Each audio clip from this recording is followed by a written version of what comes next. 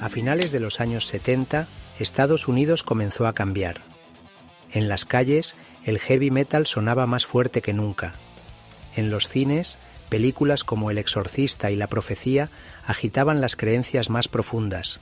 En los hogares, los predicadores televisivos advertían que Satanás estaba al acecho. Entre titulares alarmistas, sermones encendidos y rumores crecientes, el miedo empezó a propagarse como un incendio invisible.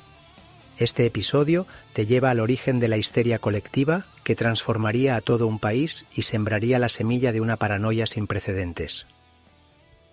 Imagina Estados Unidos. Finales de los años 70. Suburbios tranquilos, luces de neón parpadeando y coches antiguos recorriendo carreteras infinitas. En las casas, las persianas están bajadas, y dentro, las familias viven con un miedo nuevo. En la radio suena un solo de guitarra de Black Sabbath, mientras en la televisión un predicador anuncia con voz temblorosa que el diablo está entre nosotros. Los periódicos abren con titulares alarmantes como estos: redes satánicas reclutan niños en guarderías, rituales demoníacos en zonas residenciales, o el heavy metal, música del infierno. Estados Unidos entera tiembla. Algo oscuro e invisible parece infiltrarse en cada hogar, y así, casi sin que nadie lo notara, estaba naciendo una de las histerias colectivas más extrañas, intensas y devastadoras de la historia moderna: el pánico satánico. Para entender el origen del pánico, hay que sumergirse en el ambiente de los años 70 y 80. Estados Unidos vivía una tormenta perfecta: tensiones sociales, miedo al enemigo externo y una profunda incertidumbre sobre el futuro. La derrota en Vietnam había dejado cicatrices.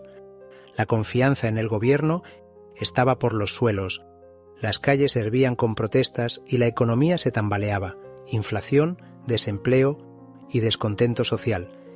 Y mientras tanto, la Guerra Fría mantenía un nivel constante de paranoia. Los noticieros hablaban de armas nucleares, espionaje y conspiraciones soviéticas. Los estadounidenses vivían con la sensación de que, en cualquier momento, todo podía desaparecer en un destello atómico. El enemigo estaba afuera, pero pronto empezarían a creer que también podía estar dentro. En medio de ese caos, los años 80 trajeron la llamada Revolución Conservadora.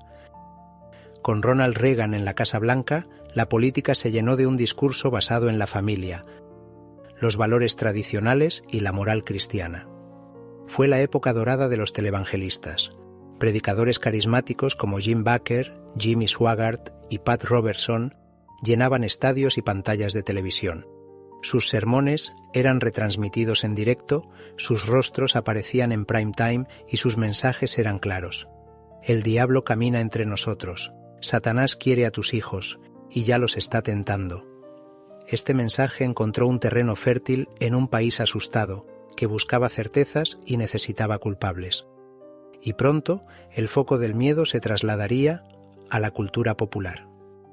En 1973, el estreno de El Exorcista, dirigida por William Friedkin y basada en la novela de William Peter Blatty, cambió las reglas del juego. No era solo cine de terror, era un fenómeno social. Basada en un supuesto caso real, contaba la historia de Regan, una niña de 12 años poseída por el demonio en 1949. La historia era simple, pero devastadora. Regan, una niña de 12 años, empieza a mostrar comportamientos extraños. Médicos, psicólogos y sacerdotes se enfrentan a lo imposible. Un demonio ha tomado su cuerpo. Su madre, desesperada, recurre al último recurso, un exorcismo. El estreno fue un fenómeno sin precedentes. Las colas rodeaban las manzanas de los cines en Nueva York, Los Ángeles y Washington. Algunas proyecciones contaban con ambulancias estacionadas afuera.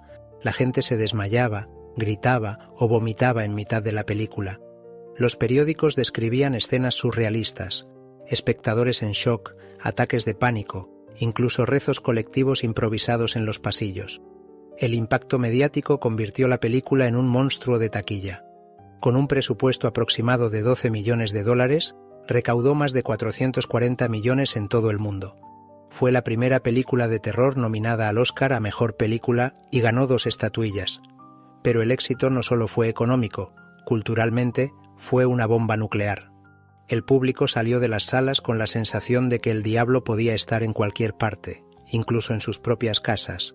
Las iglesias reportaron un aumento de feligreses, los predicadores la usaban en sus sermones y los debates sobre el mal, la fe y la posesión demoníaca invadieron la televisión y la prensa. Para millones de estadounidenses, El Exorcista no fue solo entretenimiento, fue una revelación aterradora.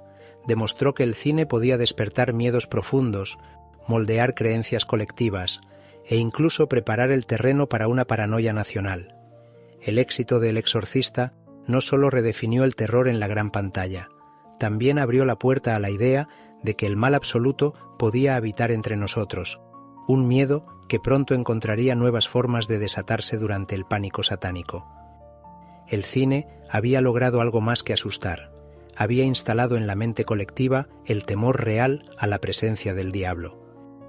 En 1976, 3 años después del fenómeno mundial del Exorcista, el cine volvió a estremecer al público con una historia que mezclaba religión, profecías bíblicas y el fin de los tiempos. La película era La Profecía, The Omen, dirigida por Richard Donner y protagonizada por Gregory Peck. La trama giraba en torno a Damien, un niño adoptado por un influyente diplomático estadounidense. Lo que al principio parecía un acto de amor y compasión, pronto se convertía en un descenso al terror. Damien no era un niño cualquiera, era el anticristo. La película construía una atmósfera de misterio y fatalidad, en la que las señales del mal estaban en todas partes. Muertes inexplicables, símbolos bíblicos y profecías ancestrales que parecían cumplirse una a una. El estreno fue un éxito arrollador.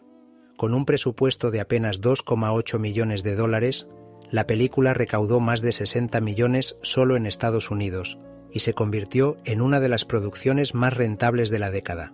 Su banda sonora, compuesta por Jerry Goldsmith y coronada con el aterrador Ave Satani, ganó el Oscar a la mejor música original, un reconocimiento histórico para una película de terror.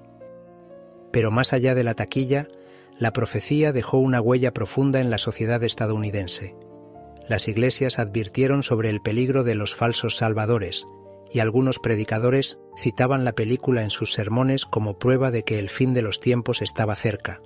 Para muchos creyentes, Damien no era solo un personaje de ficción, representaba una amenaza real. El estreno coincidió con un auge de las creencias apocalípticas. Programas de televisión, columnas de opinión y conferencias religiosas utilizaban la película para reforzar la idea de que las señales del anticristo podían estar ocurriendo en el mundo real. La Profecía no solo consolidó el terror religioso en Hollywood, sino que alimentó el imaginario colectivo sobre Satanás. Si El Exorcista encendió la llama del miedo, La Profecía la avivó hasta convertirla en un fuego que pronto consumiría la cultura estadounidense. Y así, entre cine, religión y paranoia, Estados Unidos comenzaba a sembrar el terreno para lo que se convertiría en el gran pánico satánico. Para millones de creyentes, estas películas no eran ficción, eran advertencias. Hollywood, sin quererlo, había reavivado una de las ideas más antiguas de la cultura cristiana: el mal absoluto está entre nosotros. Mientras Hollywood encendía el fuego, la música lo avivó. La llegada del heavy metal a finales de los 70 y principios de los 80 supuso una revolución cultural. Bandas como Judas Priest, Iron Maiden, Black Sabbath y Ozzy Osbourne arrasaban en ventas y llenaban estadios. Portadas oscuras, letras que hablaban de demonios y guitarras distorsionadas se convirtieron en símbolo de rebeldía juvenil. Para millones de adolescentes era libertad. Para millones de padres era la señal de que Satanás estaba reclutando una generación entera. La paranoia llegó a extremos insospechados. Se decía que, al reproducir algunos vinilos al revés, se podían escuchar mensajes ocultos invocando al diablo. Uno de los casos más célebres fue el de Led Zeppelin y Stairway to Heaven.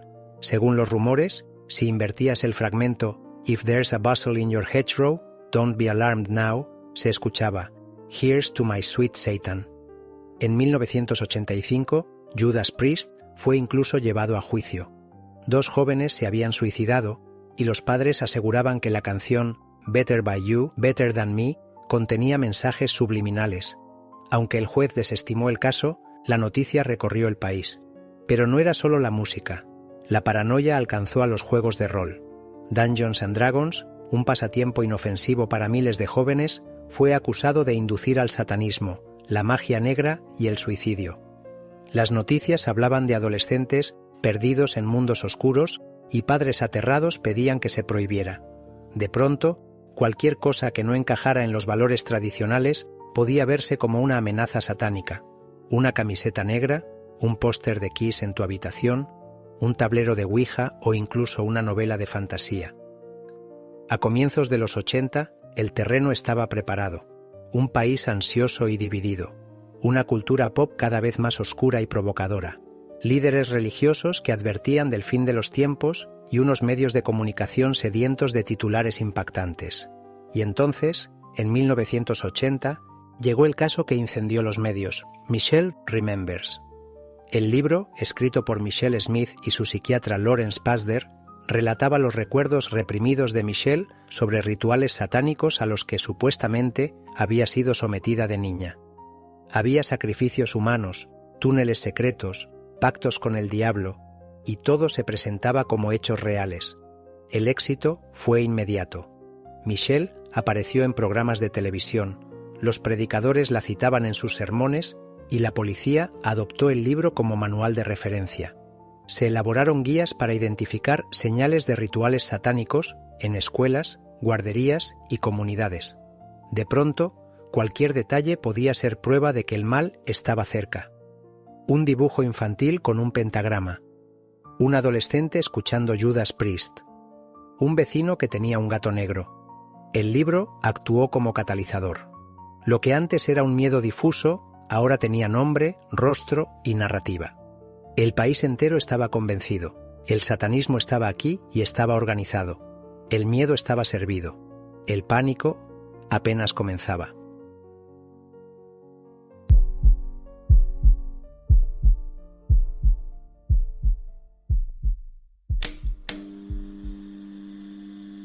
Escucha la serie completa y descubre más historias como esta en la app de Muy You. Descárgatela en muyyu.com.